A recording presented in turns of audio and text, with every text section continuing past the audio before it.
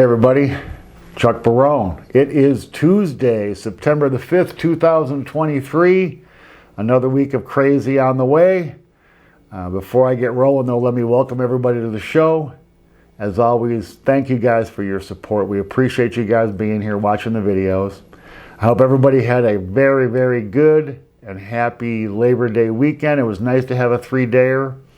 A little extra barbecue in action. Get that one last barbecue out before the summer's over to finish the summer out, I guess, right? And get everything ready before NFL coming up very, very soon, Thursday night. Anyway, let's talk about this market today. So the markets did not have a good day today. I think the market coming to the realization very, very, very slowly, guys, that rates are going to continue higher and going to stay higher longer than they thought.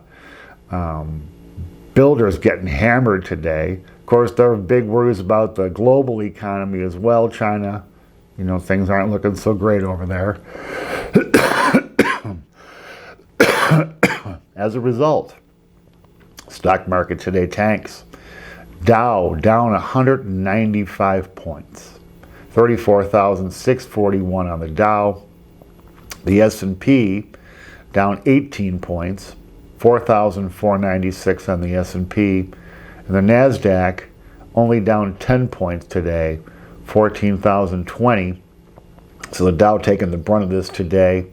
Markets just, again, guys, they're totally day-by-day data-driven. The one day the market believes we're going to have this soft landing and everything's perfect. The next day they feel like rates are going to go higher again. So everything, it's just all over the place. Like, how did Powell say it? Navigating by the stars under cloudy skies. That's kind of the condition not only the Fed finds itself in, but the markets as well. Bond markets today jumping, prices down, yields spiking. The 10-year jumps 9 basis points, 4.27%. The 2-year jumps also 9 basis points, 4.96%. So rates back on the way back up. The 2-year was just up over 5%. I think the world slowly coming to the realization that this whole easy money era, zero interest rates and 3% mortgages, and that's all it's done. Interest rates may come down, but barring economic catastrophe, I don't see rates going back down to zero where they sat for so long. So the market's waking up to this reality. As a result, bond yields higher. The dollar today, of course, the idea of higher rates, longer, strong, strengthens the dollar. The dollar jumps up again today, 104.82. Now on the verge of breaking 105 on the dollar. Strong dollar, man. I mean, it just is what it is. As a result of that strong dollar, though, big pressure on gold and silver today, selling off. Gold down $12.90. $1,925.10 for an ounce of gold. Silver falling 46 cents. $23.49 for an ounce of silver. Still fair pricing for metals, especially in the face of this dollar. But nonetheless, strong support at these numbers, but I would like to see a bounce here. And we'll get that big bounce once the dollar comes back down to earth, which it ultimately will. Oil today, another jump on oil, up $1.16, $86.71 oil price. West Texas Intermediate up. I guess the Saudis and Russia have agreed to continue their 1 million barrel per day cut in production for another 3 months. I'm like, how much of this can the Saudis really stand? I mean, really. So if they're cutting 1 million barrels a day, they're losing out on just roughly $80 million a day times 7 days. And let's just say they're losing out on, $600 million a week, right? So $2.5 billion a month. How long do they want to lose that kind of money? Because they would be making it, right? Russia's oil isn't even really being sold on the market. China, India gobbling it up. I'm sure they're paying less than $86.71 per barrel for it. But oil prices looking pretty strong right now. We'll see how long this coalition can stick together. They don't have the strongest history of it, do they?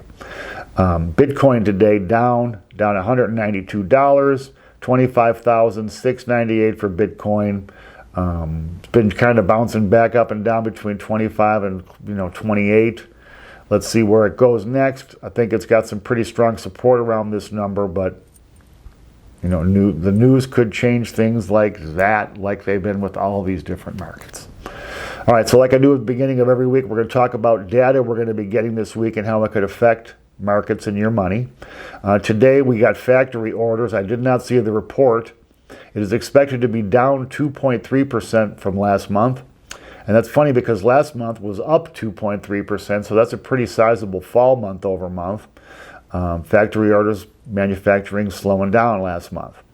Mortgage Bankers Index on Wednesday, expected to be lower. Also, we're going to get trade deficit info on Wednesday, and that is expected to be significantly higher. On Thursday, we'll get jobless claims. They're expected to come in at 230,000 this week. We'll see how close they can get. We'll also get unit labor costs, which are expected to be up 1.9% month over month. That's a pretty big jump. And we'll also get productivity numbers, and productivity is also expected to be up on Thursday. On Friday, we'll get wholesale inventories, which are expected to be down, which is a good thing for wholesalers. Not such a great thing for consumers because those inventories building up are what leads to sales, and every consumer likes those. We'll also get on Friday, the big report we're looking for is the consumer credit report. Let's see how much consumers borrowed last month. Amazingly, they're estimating $19.5 billion last month, up from $17 billion the month before, which was an astounding number to me. Borrowers continuing to just borrow like they don't have to pay it back. They're going to learn the hard way, man. Borrowing's easy. Spending's easy. Paying back, that's not so easy, and it's painful, man. But consumers just keep on trucking. All right, so let's talk about a couple quick items of news today. I was reading an interesting article. You've heard me complain about these payday loan guys, these pawn shops, car title places, how they're absolutely criminally ripping consumers off with interest rates sometimes more than 100%, shocking numbers. Well, not surprisingly, I guess, right? Big banks, Bank of America, Wells Fargo, and a few others, now offering payday loans. They call them low-level loans or something of that nature. But they're offering those payday loans at much better terms for borrowers than those rip-off crap shithole places that people go to borrow money in desperation. So it's nice to know they're actually trying to do something decent for the consumer here, right? Usually those loans, I guess the loan's up to $1,000, and usually comes with a fixed fee instead of some astounding interest rate and perpetual payments like they do, where you pay interest forever and the principal never gets paid. So big banks horning in on that business. I got to see now, because a lot of people use those type of lenders because they have less than perfect credit or they have no banking history. We'll see if those people actually can use a bank for that type of loan, or they have to continue to go to these friggin' rip-off places. Next, consumer spending. We talked about that just a little bit last week, right? But consumer spending continues to just keep going, while at the same time, the same consumer tapping out their savings, guys. So they're spending their savings to spend money.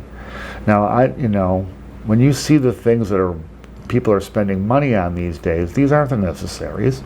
They're spending money on restaurants and travel and experiences, right? So U.S. consumers binging out in July, consumers spending jumps almost 1%, from the 1% year over year number in a month. Crazy times, right? Special thanks for that to Taylor Swift, huge tour, $1 billion tour. The Barbenheimer phenomenon got people out of their houses, going to restaurants and bars, seeing the movies. And let's not forget our friends Amazon and their Prime Day, biggest one ever, pushing consumer spending like crazy, right? Even after inflation, guys, household spending jumped 1.9% in the second quarter. That's after inflation. At the same time, U.S. consumers, remember we talked about the excess savings rate, and I was laughing about excess savings now? Well, U.S. savings rate falling pretty quickly, now down to 3.5% last month from 4.3% the month before, which is still a pretty paltry number. Almost all of that excess savings we talked about, excess savings. I love the language they create. Well, almost all of that money now, all gone. The Federal Reserve of San Francisco keeping track of this. Apparently, at one point, right after the pandemic, or after the COVID scare, whatever your leanings are, $2.1 trillion Americans had stashed from stimulus checks and no opportunity to spend that money. Well, now here we are 2 years later, 2.1 trillion turns into 190 billion. It's almost all gone, guys. Almost all gone. That's as of June. Now I'm guessing July and August, that money's pretty much tapped out. The savings numbers are falling at about $100 billion per month. So U.S. consumers tapping into savings to the tune of $100 billion per month. It doesn't take long, and the savings is all gone. So we have record debt. You have consumers zeroing out their savings. That does not lead to good things for the economy, guys. I mean, so I really do, I hope that the people watching this show have taken the simple advice we've been given to heart. Save a percentage of your income, no matter what. Save a percentage of your income. 5% minimum, 10% the target, right? Don't add on new debt. Don't borrow money, unless it's an absolute emergency, but don't add on new debt. If you have existing debt and the means, pay it down. Even if it's additional $10 a month on your credit card, pay it down. If you have money to invest or you have money in investments, please invest that money conservatively. Don't be taking chances. Now's not the time to be reaching for yield, guys. Now's the time to play it safe. Preserve your principal is the game. Now you can get 6% on CDs, 5 and change on money markets. So be cautious and invest that money sensibly, right? Be careful how you spend your money. I'm not saying don't spend money. Everybody has to spend money. We all have to live.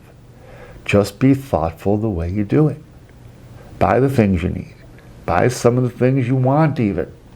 Especially if you're saving your money. You're doing that part first. But if you're going to spend your money, do it thoughtfully. Be careful of the impulse stuff. You know, the stuff where it's like you didn't know you were buying it before you went to the store or went on Amazon, and now you are buying something that's expensive. Be careful with that stuff, guys. Be thoughtful right now. When all this weirdness is over, we're going to enter into a pretty nice time, I think. Interest rates will settle down. I don't think like I said, they're not going to go back down to where they were, but interest rates will settle down. You'll still be able to get a nice return on a money market or a bond. The markets will be happy because we'll be moving out of an interest rate hiking environment.